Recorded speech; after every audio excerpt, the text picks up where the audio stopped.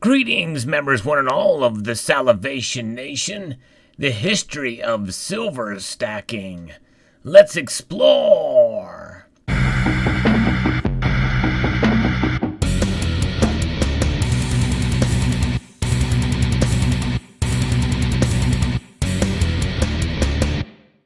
Before we understand stacking silver's history, we must first understand the history of silver. And silver's history goes back quite a long time. In fact, really over about 5,000 years. We're going to take a look and study this history of silver and stacking it from a piece that is based off of Gainesville Coins, did a blog on this particular subject. And it's quite interesting and fascinating. We're going to kind of review it with some other items that are left out to talk about silver and its history as money. And that's just it. No other metal out there other than copper has been utilized as a medium of exchange than silver. It has certainly influenced empires and epochs and generations and has surpassed multiple different empires and nation states. And it has a birthplace that has really helped to empower all different kinds of societies throughout the ages. And it is what has made the world go round in terms of commerce for not only kings, but also everyday people. So we'll first go back to some of the earliest times when we saw silver being mined, about 3000 BC. And people first dug copper mines, and silver was found alongside copper. Large-scale silver mining had developed in Anatolia by 3000 BC. This was to meet the demand from the first ancient city-states, which used the metal as a common medium of exchange, though we don't really have any examples to show as to what those look like during that time. Well, was it just chunks of metal?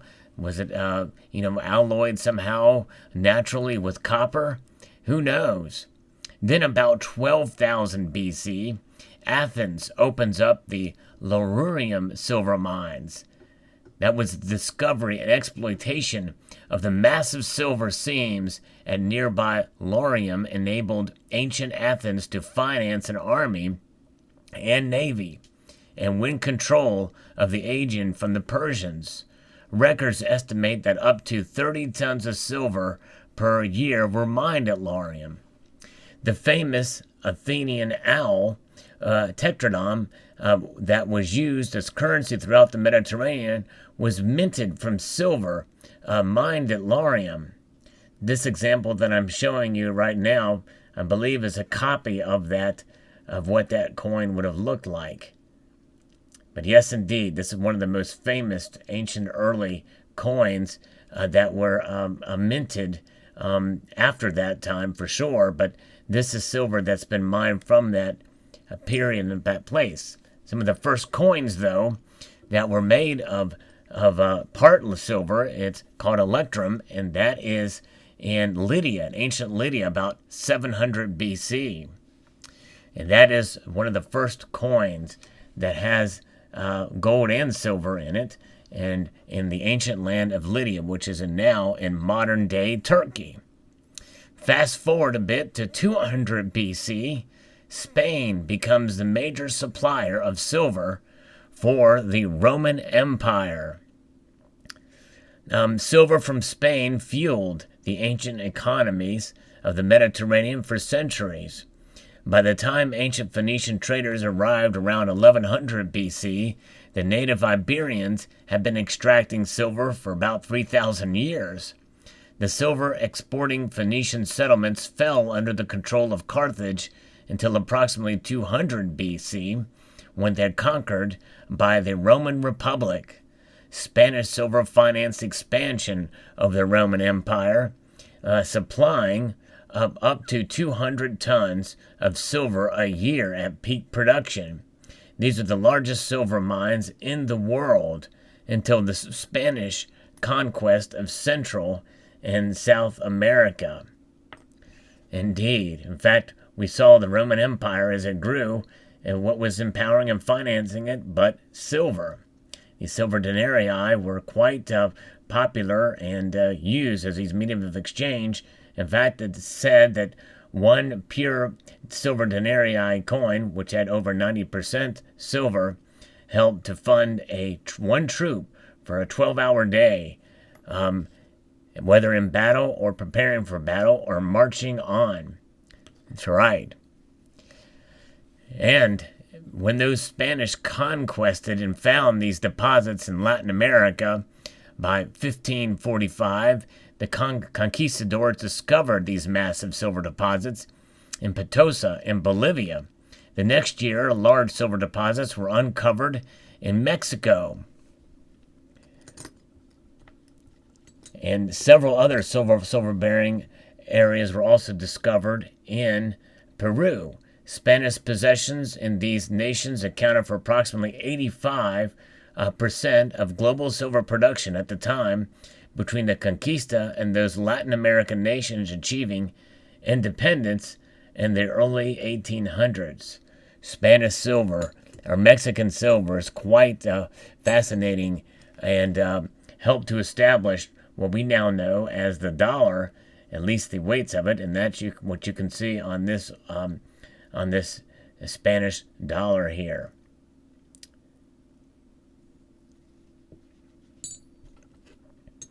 Then, in 1859, the Comstock lode is discovered in Nevada.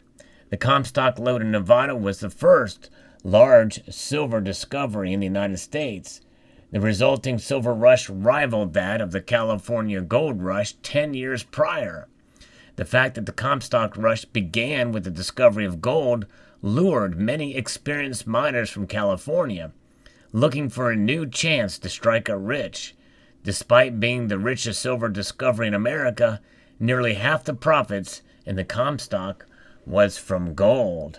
But yes, indeed, that sparked what would be, from that era, a new revolution in silver and utilized in our coinage that we see in America.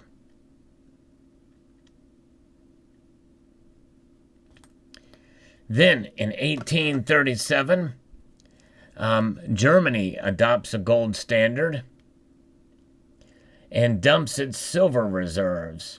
That's right, France suffered a crushing defeat at the hands of Prussia, and because of that, its allies, and that's in the 1870 Franco-Prussian War. As part of the surrender terms, these reparations, France had to pay an indemnity of 5 billion francs in gold, and so those reparations were not only funded the unification of German states and the Empire of Germany, it allowed the new nation to drop the silver standard for the gold standard. Germany dumped 7.1 million pounds, which is 3,220 metric tons of silver on the market between 1873 and 1879. And what happened, other nations in the United States in that same year demonetized silver. So that was the year that people were hating on silver for sure in multiple nations around the world. And unfortunately for silver prices, Germany's move from the silver standard to the gold standard occurred during a global supply glut. Total output from the world's silver mines had doubled to 80 million ounces annually from the early part of the century.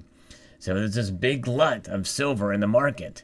Afraid that falling silver prices would cause a huge spike in inflation, nations that were on a bimetallic standard quickly moved to demonetize large silver coins. They effectively put them all on the gold standard. And the United States passed the Coinage Act of 1873, which halted production of silver dollars and limited the legal tender amount of smaller silver coins to $5. In 1878, we had the Bland-Allison Act, which forces the U.S. Treasury to buy silver. So just a few short years after this coinage act, the U.S. no longer making silver dollars, the silver barons of the western U.S. had lost their loophole for getting above market prices for their silver. Before they could present unlimited amounts of silver to the U.S. Mint and exchange it for silver dollars. When silver was trading below $1.29 per ounce, which was the official government standard exchange rate, turning it into silver dollars resulted in an instant profit. Deflation during the 1870s hit American workers and farmers especially hard, so they joined forces with Western silver mining interests to get Congress to pass the Bland-Allison Act of 1878. This forced the government to buy $2 to $4 million worth of silver every month and coin it into silver dollars, such as you see here. This is the birth of the Morgan silver dollar at this time. This was not only a huge subsidy for silver miners, it expanded the money supply. Unfortunately for the farmers and workers, not enough of the new dollar coin circulated to offset the government's deflationary monetary policy. In some way, that kind of sounds familiar today in many ways. Of course, government intrusion never does lead to anything good, and that's what we're kind of seeing here, and we'll continue to see kind of a running theme. And this is leading up to what is going on with stacking. So in 1885, silver is discovered in Coeur d'Alene, Idaho. The largest silver rush since the Comstock lode began in the Coeur d'Alene district of Idaho. This injected even more silver into global markets, making the silver subsidy of the Bland-Allison Act even more important. Annual global silver production quadrupled from 1875 to 1900, compared to annual production between 1800 and 1875. Then in 1890, the Sherman Silver Purchase Act is passed. As silver prices continued to fall, the pro-inflation silverite forces demanded the government increase its silver purchases. The result was the Sherman Silver Purchase Act, which forced the government to buy 4.5 million ounces of silver a month and coin it into silver dollars. This made the U.S. government the world's second largest global buyer of silver. So there's your stacking. And as I kind of saw before with the subsidy, when they're having to inject more silver in the markets here, the U.S. government is now stacking silver. So in the United States, the first stackers of silver were the U.S. government. And it made it the world's largest global buyer of silver. Britain, who maintained a silver standard in their possession of India, was the largest. Then in 1893, we had the financial panic forces the repeal of the Sherman Silver Purchase Act. Just 3 years later, that panic caused by fears that the massive silver purchases by the U.S. government would force the government to pay its debt in silver instead of gold. This led to a massive sell-off of stocks and other assets for gold coin. The gold was then repatriated or hoarded. The collapse of the U.S. gold reserves sparked a financial panic and bank runs. As both foreign and domestic investors cashed out, President Grover Cleveland called a special session of Congress to repeal the Sherman Silver Purchase Act and restore faith in America's commitment to the gold standard. And that is what has led to William Jennings Bryan's 1896 campaign speech known as the Cross of Gold speech, because he was for a bimetallic standard utilizing silver. But when he had so much of it being mined and put in the market, essentially kind of what's going on now with the dollar, they're printing it like it's going out of style. Well, they found a bunch of silver and they minted it like it was going out of style. But you can only do so much of that with a metal like silver. Then we move on to the 1918 Pittman Act. That act authorized the melting of up to 350 million existing silver dollars, with the resulting bullion sold to Britain. Britain was facing a currency crisis in its largest possession of India during World War I. Indian industry, food, and soldiers were vital in Britain's fight against the Central Powers. To pay for these purchases, the British government had issued more silver certificates than it had silver to back them, which is typically what happens when governments get involved with anything. They tend to abuse it. And of course, they were desperate, and so that's what they had done. The U.S., though, bailed them out. They supplied the silver by melting some of the hundreds of millions of silver dollars sitting unused in treasury vaults. 270 million silver dollars in all were melted down for the war effort. In order to get the backing of Western states in Congress, it was stipulated that with every melted silver dollar had to be replaced by new ones. And this began in 1921 with the peace dollar. And that is another pivotal time because in 1921 we had the high relief. This is in 1922, but the high relief peace dollar, and they also minted 1921 Morgan dollars as well. In 1934, we know what happens with gold, but it also happened with silver as well. The Silver Purchase Act of 1934 authorized the government to nationalize domestic silver mines. Privately owned silver, aside from circulating coinage, was confiscated in the same manner as gold, although there really wasn't an actual confiscation where they went into every home, knocked on your door, and said, "Give me all your gold, give me all your silver." What happened was the citizens were allowed to own a maximum of 500 ounces of non-monetary silver. The U.S. Treasury was ordered to buy silver at 50 cents per ounce, nearly double the market price to support the silver industry. Then, in 1946, the Silver Purchase Act ordered the U.S. Treasury to buy domestic silver from all sellers at the rate of 90.5 cents to the ounce. This was another silver subsidy by the government. You see a theme here? And they're stacking it again. Since silver was selling at 87 cents per ounce at the time, the Treasury was ordered by the same act to sell silver at 91 cents per ounce to anyone who wished to buy. But they were buying it off of you for more, or for 90.5 cents. Very interesting indeed. Since the government was buying silver above market rate again, the national silver stockpile boomed. Domestic silver mining tripled since companies had a guaranteed price to sell. And also keep in mind that that was after the Manhattan Project, where a lot of silver was used in development of the atomic bomb and nuclear technology. Then in 1959, we experienced a global silver shortage. The global economy continued its post-World War II boom in the 1950s. Nations destroyed in the war had recovered, and demand by a rapidly expanding middle class exploded. This was the first time that the global silver demand outstripped production by a large margin. The U.S. Treasury began selling silver to the market to keep prices under $1.29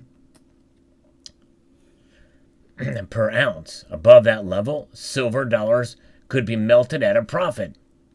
This resulted in the U.S. becoming the world's leading seller of silver by the mid-1960s.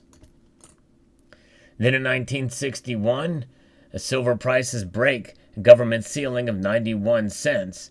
Global silver prices permanently rose above 91 cents an ounce in 1961. Since this was a legal limit, the U.S. Treasury could sell the government silvers.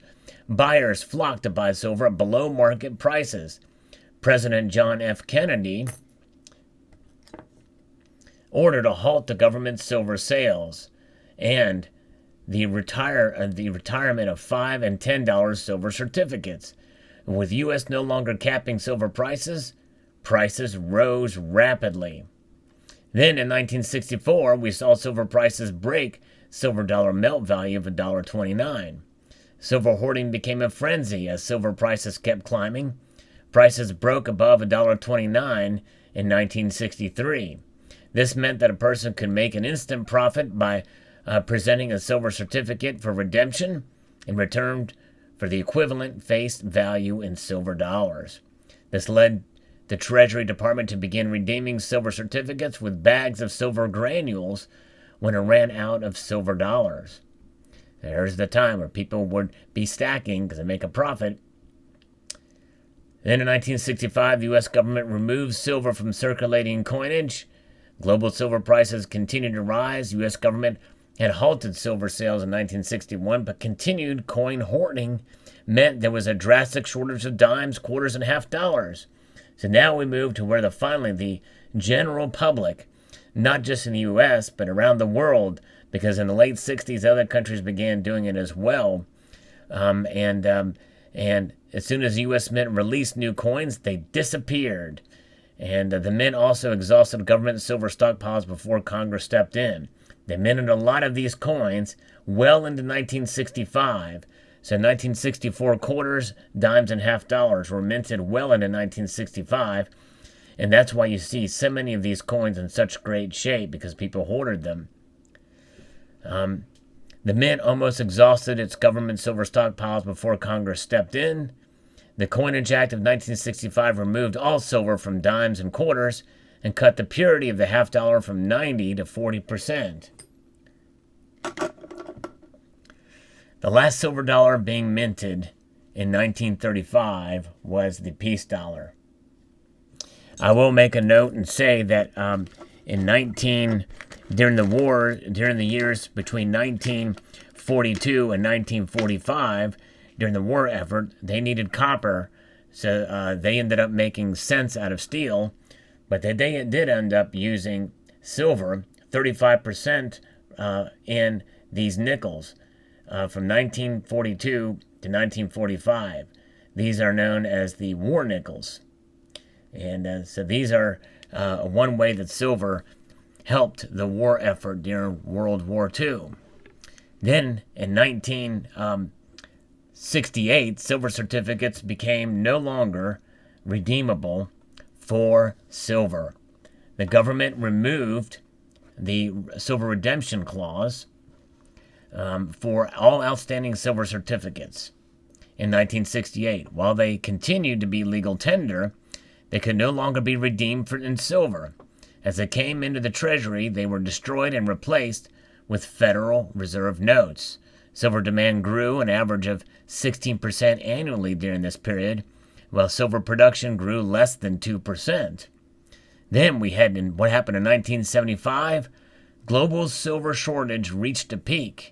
OPEC oil embargoes, high inflation, and stagnant economies intensified investor demand for silver. Speculators, notably a cartel formed by the Texas billionaire Hunt brothers, began acquiring silver and silver futures at an alarming rate. The ultimate silver stackers, the Hunt brothers. Then, the Hunt brothers failed to corner the silver market because of government intervention. After gaining control of 3/4 of the global silver market, the Hunt brothers were blindsided by a sudden change in regulations by the Federal Reserve and the commodities exchanges. These unexpected changes were aimed at wrecking the Hunt scheme. Silver prices dropped from an all-time high of $50.35 an ounce in January to $15.80 in March, when margin calls forced Hunts to liquidate their silver holdings. The same year, silver production finally closed the gap with demand. Then we had another monumental moment in the history of silver and silver stacking, for especially that still affects us here today, with the creation of the Silver Eagle Bullion Program in 1985. That's right. Responding to persistent investor demand for government-produced silver investment vehicle, Congress authorized the American Eagle Bullion Coin Program. In addition to various sizes of gold eagles, a 1 troy ounce silver eagle began production. The one and the only silver bullion coin in the United States Mint, except for now we have the 5-ounce America the Beautiful series, the first 5-ounce coin to make that designation. The American Silver Eagle will become the world's leading silver bullion coin. and remains so to this day. In 2006, we saw the creation of the first silver exchange traded fund is introduced. Now, that is not really a way to stack silver, because when we think of stacking, we think of piling up these coins or bars. But the first silver ETF was introduced by iShares in 2006. Trading under the symbol SLV, the iShares Silver Trust was the first financial vehicle to allow easy, high liquid investments backed by physical silver. Investors use the ETF shares to get exposure to the price movement in the silver market. Shares of SLV are not a claim on any silver held by the trust. Instead, the price of SLV shares track the movement of silver prices. And I think that's why that market has never really been tested, because you don't cash out in silver, you cash out in cash, dollars. But they do have some tie to the physical silver markets. In 2008, we saw a financial crisis, and demand spiked during that year. An explosion of safe haven demand saw both silver and gold hit multi-decade highs. Silver prices hit a high of $20.92 in 2008, a level not seen since the climax of the Hunt scheme to corner the silver market. Silver ETFs saw record inflows of 93.1 million ounces for the year. Production of silver coins and bars rose 63% for a new record of 64.9 million ounces. The physical silver market experienced shortages. These shortages forced the government to ration American Silver Eagle bullion coins. In fact, you may remember in 2009, there was no proof American Silver Eagle, the only year that has ever happened at the U.S. Mint.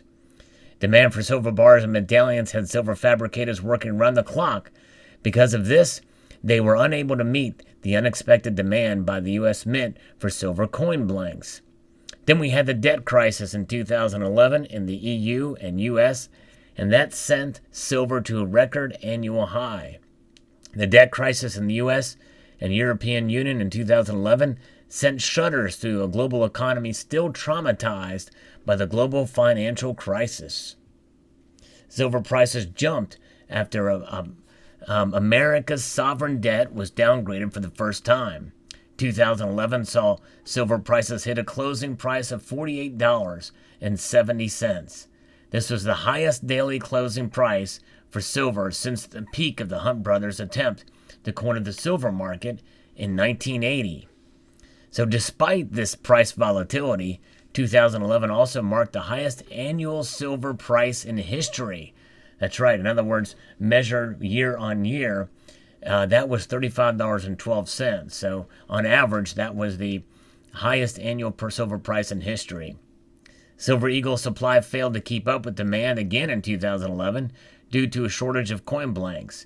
This drove more investors to purchase silver bars, which saw sales jump 67%.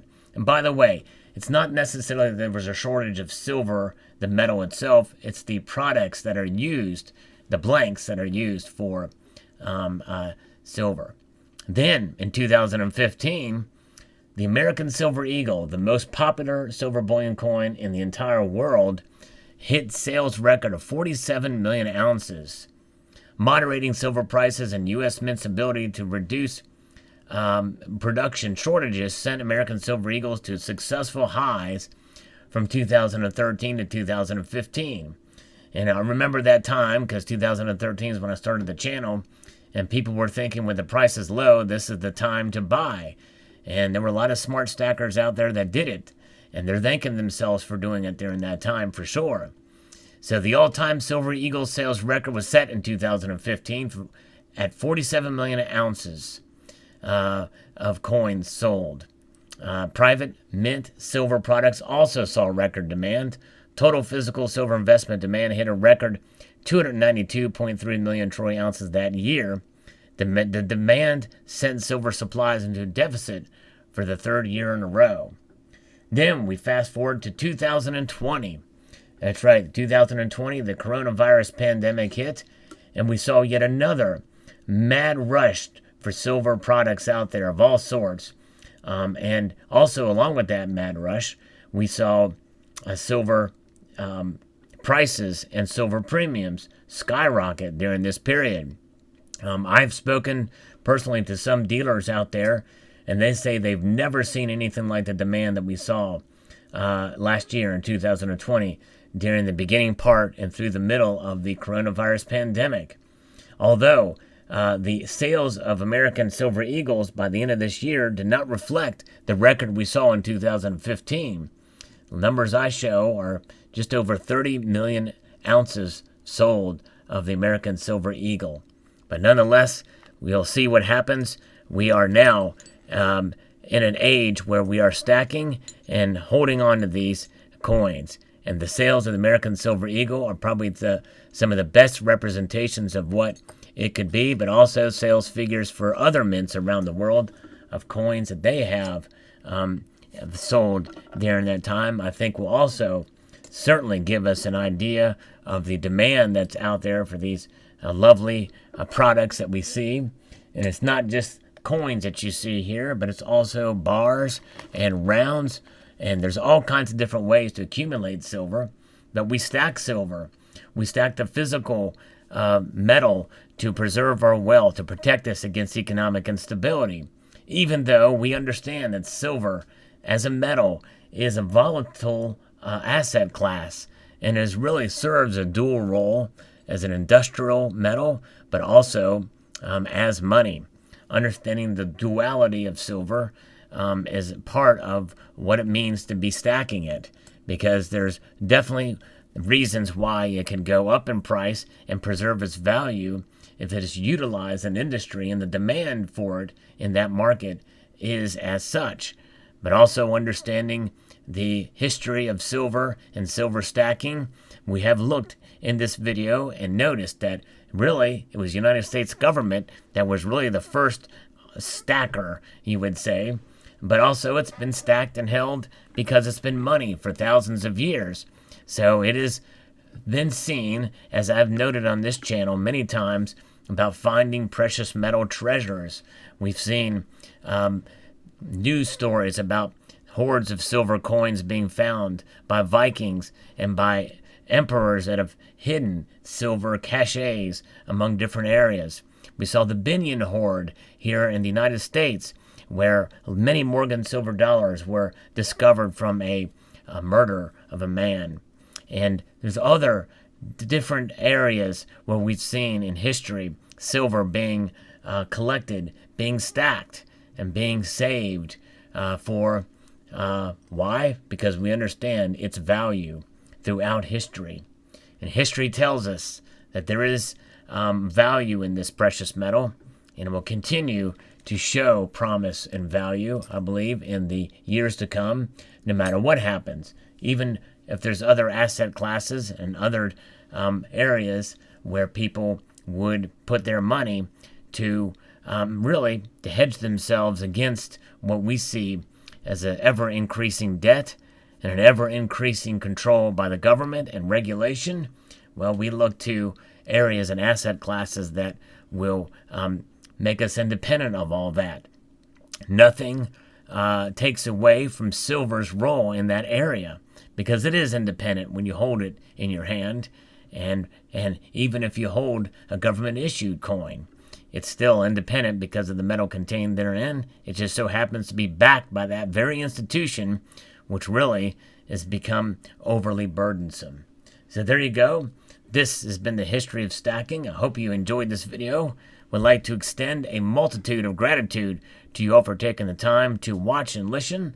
I hope you enjoyed, and encourage you to please rate, share, comment, and subscribe.